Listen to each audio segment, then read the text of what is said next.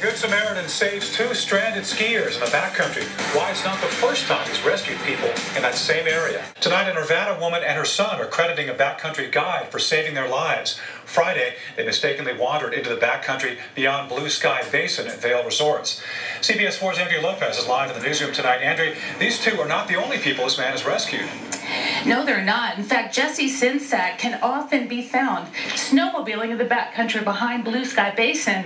On Friday, he was in the right place at the right time.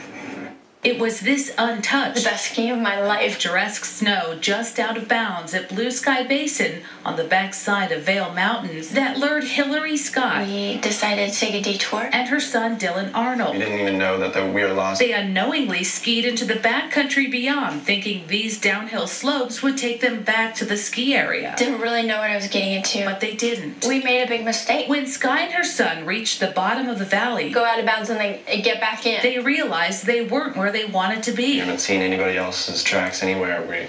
We start getting a little worried. In the right place at the right time, as they'll tell you. They legitimately thought there was a chairlifter nearby. Was Jesse Sinsack. You're just having a good old time. He was snowmobiling with about half a dozen others. They definitely were not out of their ability level. They just dropped into a zone that they didn't realize how dangerous it really was. He explained to the mother and son what they had traversed into. They tell us that we're 5 miles away from Vail. It was a grim outcome for sure if they would have made that decision to keep walking and not ran into us. This wasn't Sinsack's first rescue. Are you trying to get back to Vail? He rescued a snowboarder in this exact area more than a year ago. He too had mistakenly taken a wrong turn. If this happened and they weren't there, then people could die. Sinsack helped to tow them back to the ski area. 15 miles. No, that was almost like their wake-up call of how far out they really were. I just thank him a lot, and I did 1,000 times yesterday. Had Sinsack not been there, and had they gone in the direction they thought would lead them back to the ski area, they would have walked for days. They had no water, there's no cell service. The ending to this story may have been tragic. We were going to walk the opposite direction,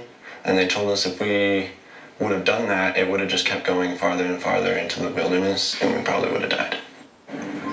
Sinsack is also well known for his winning appearance on season 4 of The Bachelor, but again spent so much time in the backcountry.